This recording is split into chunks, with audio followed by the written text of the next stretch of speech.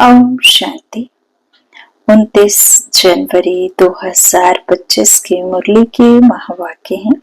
आज के मधुर मुरली के सार में मीठे मीठे प्यारे प्यारे शिव बाबा ने कहा, मीठे बच्चे, तुम्हें अपने योग बल से ही विकर्म विनाश कर पावन दुनिया बनानी है। यही तुम्हारी सेवा है। प्रश्न, देवी देवता धर्म की कौन सी विशेषता गाई हुई है? उत्तर, देवी देवता धर्म की बहुत सुख देने वाला है। देवी देवता धर्म ही बहुत सुख देने वाला है, वहां दुख का नाम निशान नहीं। तुम बच्चे 3/4 सुख पाते हो। अगर आधा सुख आधा दुख हो तो मजा ही ना आए। बाबा कहते हैं सतयुग त्रेता में और द्वापर में भी इतना जास्ती दुख नहीं होता है। सिर्फ वहां हमारे द्वापर से आकर के हम शिवालय बना करके पूजन करते, लेकिन तमो प्रधानता तो कलयुग में ही आती है। तो बाबा कहते 3/4 सुख पाते हो, अगर आधा सुख आधा दुख हो तो मजा ही ना आए। ओम शांति। भगवान वाच, भगवान ने ही समझाया है कि कोई मनुष्य को भगवान नहीं कहा जा सकता, देवताओं को भी भगवान नहीं कहा जाता। भगवान तो निराकार है। देवता भी बाबा कहते जन्म मरण में आते हैं, वो भी इस संसार में ही आकर के मृत्यु लोक तक पहुंचते हैं, है ना। स्वर्ग से लेकर मृत्यु लोक तक उनका 84 का चक्र फिरता है। तो जो आने जाने वाला है उसे किसी भी प्रकार से बाबा कहते हैं भगवान कह ना सके।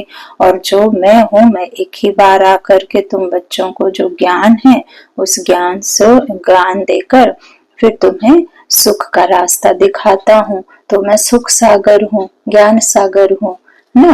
तो मैं उस विश्व में शांति की राजा स्थापन करने वाला देवी देवता कुल की स्थापना का कार्य मैं ही आकर कराता हूँ। तो किसी और को भगवान कह ना सके। दुख हरता सुख करता मैं ही हूँ। बाबा कहते हैं भगवान तो निराकार है, उनका कोई भी साकारी व आकारी रूप नहीं है। सूक्ष्म वतन वासियों का भी सूक्ष्म आकार है, इसलिए उनको कहा जाता है सूक्ष्म वतन। यहाँ साकारी मनुष्य तन है, इसलिए इसको स्थूल वतन कहा जाता है। जो हम स्थूल नेत्रों से देख पाते हैं वो स्थूल जगत है। बाबा कहते इस सूक्ष्म वतन में यह स्थूल 5 तत्वों का शरीर होता नहीं। यह 5 तत्वों का मनुष्य शरीर बना हुआ है। इनको कहते हैं मिट्टी का पुतला। सूक्ष्म वतन वासियों को मिट्टी का पुतला नहीं कहेंगे। डीटी देवता धर्म वाले भी हैं मनुष्य, परंतु उनको कहेंगे दैवी गुण वाले। वह दैवी गुण प्राप्त किए हैं शिव बाबा से। दैवी गुण वाले मनुष्य और आसुरी गुण वाले मनुष्यों में कितना फर्क है। मनुष्य ही शिवालय व वैश्यालय में रहने लायक बनते हैं। सतयुग को कहा जाता है शिवालय। सतयुग वहां यहाँ बाबा कहते यहाँ ही होता है। कोई मूल वतन व सूक्ष्म वतन में नहीं होता। मूल वतन में भी देह के साथ तो हो ही नहीं सकता, सूक्ष्म वतन में भी ये स्थूल तन के साथ, ये 5 तत्व के शरीर के साथ कोई नहीं रहता। तुम बच्चे जानते हो वह शिव बाबा का स्थापन किया हुआ शिवालय है। कब स्थापन किया? संगम पर। यह पुरुषोत्तम युग है। अभी यह दुनिया है पतित तमो प्रधान, इसको सतो प्रधान नई दुनिया नहीं कहेंगे। नई दुनिया को सतो प्रधान कहा जाता है। वही फिर जब पुरानी बनती है तो उसको तमो प्रधान कहा जाता है। फिर सतो प्रधान कैसे बनती है? तुम बच्चों के योग बल से। योग बल से ही तुम्हारे विकर्म विनाश होते हैं और तुम पवित्र बन जाते हो। पवित्र के लिए तो फिर जरूर पवित्र दुनिया चाहिए। नई दुनिया को पवित्र, पुरानी दुनिया को अपवित्र कहा जाता है। पवित्र दुनिया बाप स्थापन करते हैं, पतित दुनिया, अपवित्र दुनिया रावण स्थापन करते हैं। रावण 5 विकार हैं। भगवान जो हमें आकर निर्विकारी बनाते हैं तो वो हमें 5 विकारों की बजाय क्या करते हैं? सद्गुण देते हैं, है ना। तो बाबा कहते हैं जब सद्गुण थे तो तुम हीरे समान थे और अवगुण थे तो तुम पत्थर समान। तो 5 विकारों से तुम फिर रावण के उसमें आते हो। यह बातें कोई मनुष्य नहीं जानते। यह 5 विकार ना हो तो मनुष्य दुखी होकर बाप को याद क्यों करें। बाप कहते हैं मैं हूं ही दुख हरता सुख करता। रावण का 5 विकारों का पुतला बना दिया है, 10 शीश का। उस रावण को दुश्मन समझकर जलाते हैं। सू भी ऐसे नहीं कि द्वापर आदि से ही जलाना शुरू करते हैं, नहीं। जब तमो प्रधान बनते हैं तब कोई मत मतांतर वाले बैठ यह नई बातें निकालते हैं। जब कोई बहुत दुख देते हैं तब उनका एफिजी पुतला बनाते हैं।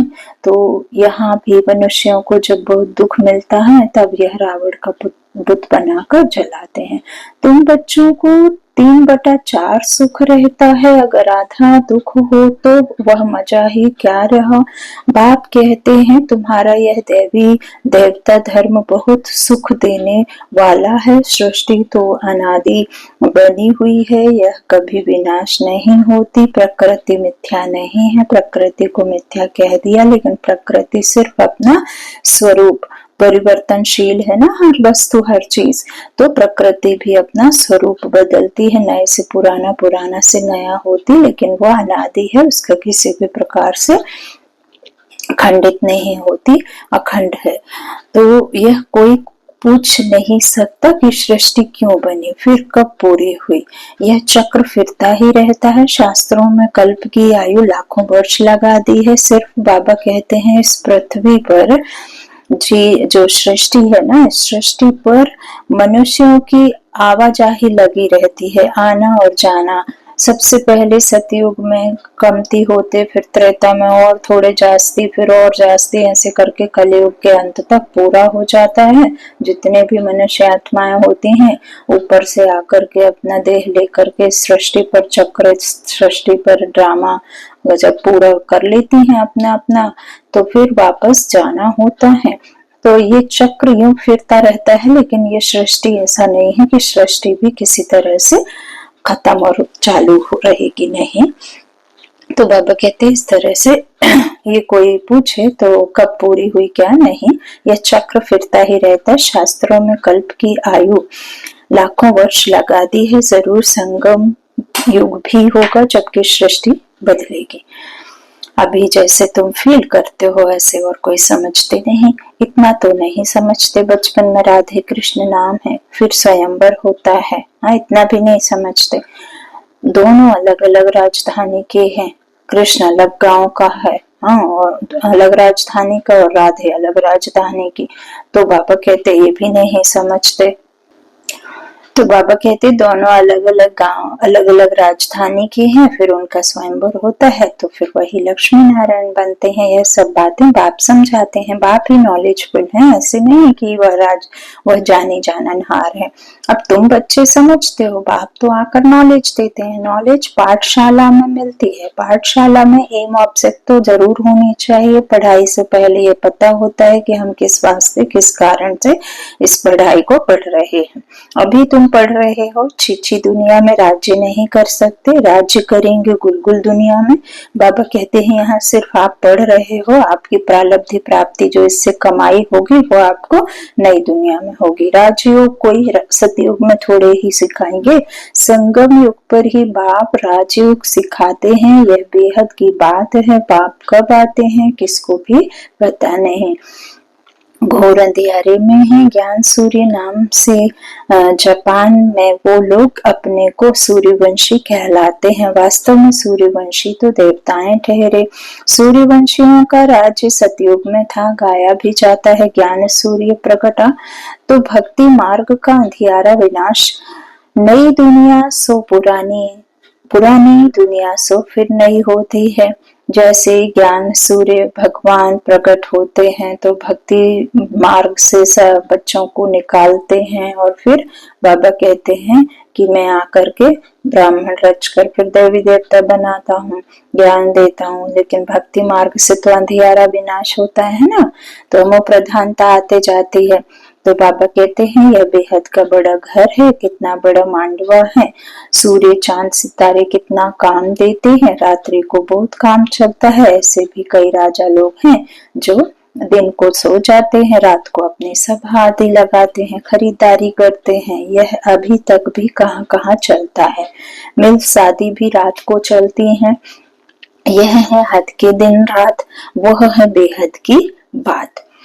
यह बातें सिवाय तुम्हारे और किसी की बुद्धि में नहीं है। शिव बाबा को भी जानते नहीं। बाप हर बात समझाते रहते हैं। ब्रह्मा के लिए भी समझाया है। प्रजा पिता ब्रह्मा है। बाप जब सृष्टि रचते हैं तो जरूर किसमें प्रवेश करेंगे। पावन मनुष्य तो होते ही सतयुग में है, कलयुग में तो सब विकार से पैदा होते हैं, इसलिए पतित कहा जाता है। मनुष्य कहेंगे विकार बिगर सृष्टि कैसे चलेगी। अरे देवताओं को तुम कहते हो संपूर्ण निर्विकारी, हाँ कितनी शुद्धता से उन्होंने मंदिर बनाते हैं। ब्राह्मण बिगर कोई को अंदर अलाउ नहीं करेंगे।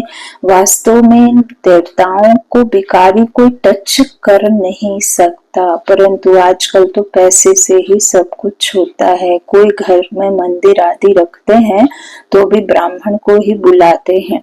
अब विकारी तो वह ब्राह्मण भी है, सिर्फ नाम ब्राह्मण है। यह तो दुनिया ही विकारी है, तो पूजा भी विकारियों से होती है। निर्विकारी कहाँ से आई? निर्विकारी होते ही है सतयुग में। और आत्मा जब एकदम प्योर हो जाती है, पवित्र बन जाती है, पुण्य बन जाती है, तब फिर आत्मा वो पावन तन लेती है। तो बाबा कहते हैं वहां सतयुग में निर्विकारी होते। ऐसे नहीं कि जो विकार में नहीं जाते उनको निर्विकारी कहेंगे। शरीर तो फिर भी विकार से पैदा हुआ है ना। बाप ने एक ही बात बताई है कि यह सारा रावण राज्य है। राम राज्य में है संपूर्ण निर्विकारी, रावण राज्य में है क्या विकार होते, है ना। तो बाबा कहते हैं रावण राज्य में है विकारी। सतयुग में पवित्रता थी तो पीस प्रॉस्पेरिटी थी। तुम दिखला सकते हो। सतयुग में लक्ष्मी नारायण का राज्य था ना, वहां 5 विकार होते नहीं। वह है ही पवित्र राज्य जो भगवान स्थापन करते हैं। भगवान पतित राज्य थोड़े ही स्थापन करते हैं। सतयुग में अगर पतित होते तो पुकारते ना, वहां तो कोई पुकारते ही नहीं। सुख में कोई याद नहीं करते, परमात्मा की महिमा भी करते हैं। सुख के सागर, पवित्रता के सागर, कहते भी हैं शांति हो। अब सारी दुनिया में शांति मनुष्य कैसे करेंगे? शांति का राज्य तो एक स्वर्ग में ही था। जब कोई आपस में लड़ते हैं तो सुलह शांति कराना होता है। वहां तो है ही एक राज्य, सुलह शांति कराने की कैसी भी दरकार ही नहीं है, क्योंकि वहां कोई तेरा मेरा है ही नहीं। बाप कहते हैं इस पुरानी दुनिया को ही अब खत्म होना है। इस महाभारत लड़ाई में सब विनाश होते हैं। विनाश काले विपरीत बुद्धि, अक्षर भी लिखा हुआ है बरोबर। पांडव तो तुम हो ना, तुम हो रूहानी पंडित, सबको मुक्ति धाम का रास्ता बताते हो। वह है आत्माओं का घर शांति धाम, यह है दुख धाम। शांति धाम, सुख धाम और दुख धाम। रावण की दुनिया को दुख धाम कहेंगे और आत्माओं की दुनिया को मुक्ति धाम कहेंगे और सतयुग को शांति धाम कहेंगे। तो बाबा कहते हैं वहां जीवन होते हुए भी सुख शांति सब रहता है, तो वो सुख धाम हुआ है ना। और फिर सबको बाबा कहते हैं शांति धाम में, अर्थात बिना शरीर के जहाँ आत्माएं रहती वो क्या है? मुक्ति धाम, शांति धाम, सिर्फ पीस। तो बाबा कहते हैं इस तरह से देह के बिना रहने वाली दुनिया और देह के साथ सुख में रहने वाली सुख धाम सतयुग दुनिया। अच्छा, तो बाप कहते हैं यह है दुख धाम।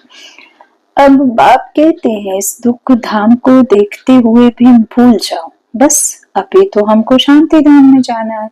यह आत्मा कहती है, आत्मा रियलाइज करती है, आत्मा को स्मृति आई है कि मैं आत्मा हूँ। बाप कहते हैं मैं जो हूँ जैसा हूँ और तो कोई समझ ना सके, तुमको ही समझाया है। मैं बिंदी हूँ।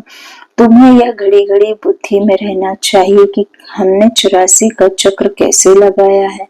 इसमें बाप भी याद आएगा, घर भी याद आएगा, चक्र भी याद आएगा।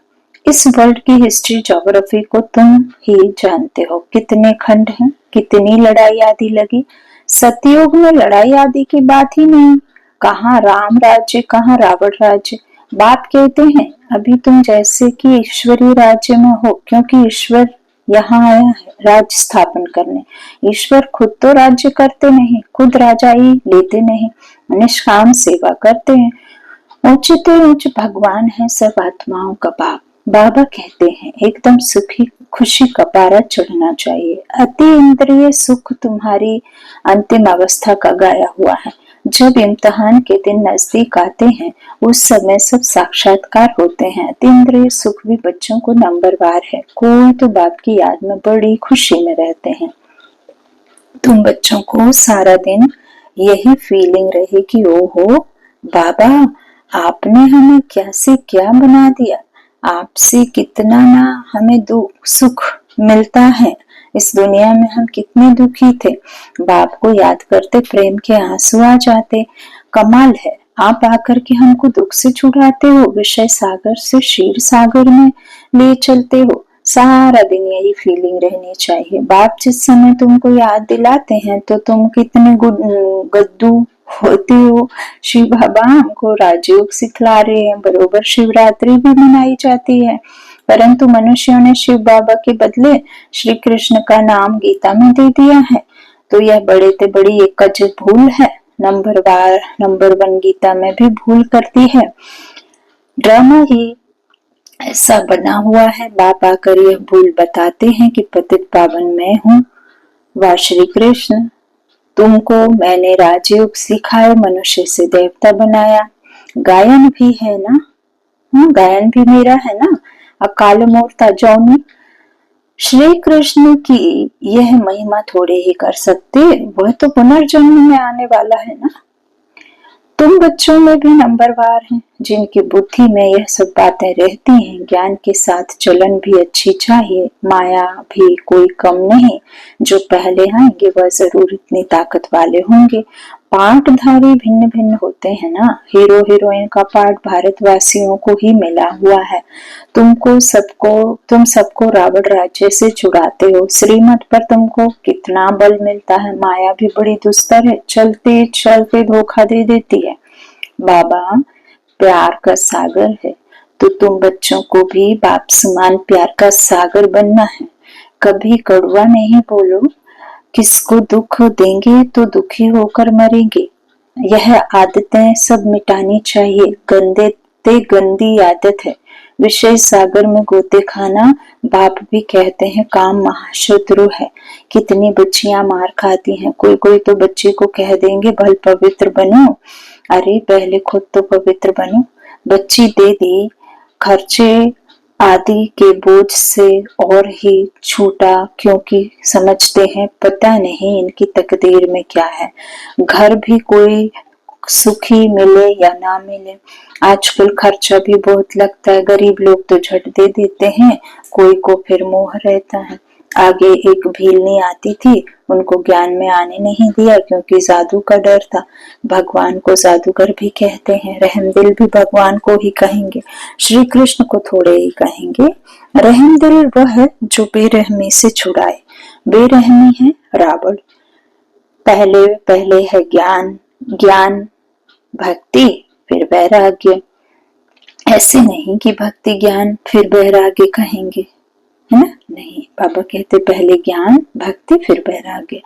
ज्ञान से दिन भक्ति से रात, फिर भक्ति से वैराग्य हुआ तो फिर हम वापस आए। तो ज्ञान का वैराग्य थोड़ी ही कह सकते हैं, भक्ति का वैराग्य करना होता है। तो इसलिए ज्ञान भक्ति वैराग्य यह राइट अक्षर है। बाप तुमको बेहद का अर्थ पुरानी दुनिया का वैराग्य कराते हैं। बाबा कहते हैं क्या करते हैं, भक्ति ज्ञान वैराग्य कहेंगे ना बाबा कहते हैं, लेकिन पहले क्या करते। बाबा कहते पहले मेरे द्वारा ज्ञान मिलता है ना नई दुनिया की स्थापना के लिए, इसीलिए बाबा पहले ज्ञान से कहते हैं कि ये राइट है। तो बाप तुमको बेहद का अर्थात पुरानी दुनिया का वैराग्य कराते हैं। सन्यासी तो सिर्फ घर बार से वैराग्य कराते हैं, यह भी ड्रामा में नोंद है। मनुष्यों की बुद्धि में बैठता ही नहीं। भारत 100% सॉल्वेंट, निर्विकारी, हेल्दी था, कभी अकाली मृत्यु नहीं होती थी। इन सब बातों की धारणा बहुत थोड़ों को ही होती है। जो अच्छी सर्विस करते हैं वह बहुत साहूकार बनते हैं। बच्चों को तो सारा दिन बाबा बाबा ही याद रहना चाहिए, परंतु माया करने नहीं देती। बाप कहते हैं सतो प्रधान बनना है तो चलते फिरते खाते पीते, है ना, खाते मुझे याद करो, मैं तुमको विश्व का मालिक बनाता हूँ। तुम याद नहीं करेंगे, भक्तों को माया के तूफान बहुत आते हैं। बाप समझाते हैं यह तो होगा, ड्रामा में नोंद है, स्वर्ग की स्थापना तो होनी ही है। सदैव नई दुनिया तो रह नहीं सकती, चक्र फिरेगा तो नीचे जरूर उतरेंगे। हर चीज नई से पुरानी जरूर होती है। इस समय माया ने सबको अप्रैल फूल बनाया है, बाप आकर गुलगुल बनाते हैं। अच्छा, मीठे मीठे सिक्के लधे बच्चों प्रति माता पिता बाप दादा का याद प्यार और गुड मॉर्निंग। रूहानी बाप के रूहानी बच्चों को नमस्ते। हम रूहानी बच्चों के रूहानी माता पिता बाप दादा को याद प्यार और गुड मॉर्निंग। शुक्रिया बाबा, शुक्रिया। धारणा के लिए मुख्य सार है। पहला बाबा ने कहा बाप समान प्यार का सागर बनना है, कभी कभी किसी को दुख नहीं देना है, कभी नहीं, कभी किसी को दुख नहीं देना है। कड़वे बोलने हैं, गंदी आदतें मिटा देनी है। दूसरा, बाबा से मीठी मीठी बातें करते इसी फीलिंग में रहना है कि ओहो बाबा, आपने हमें क्या से क्या बना दिया, आपने हमें कितना सुख दिया है। बाबा, आप क्षीर सागर में ले चलते हो, सारा दिन बाबा बाबा याद रहे। बातें करनी है हजार, किससे?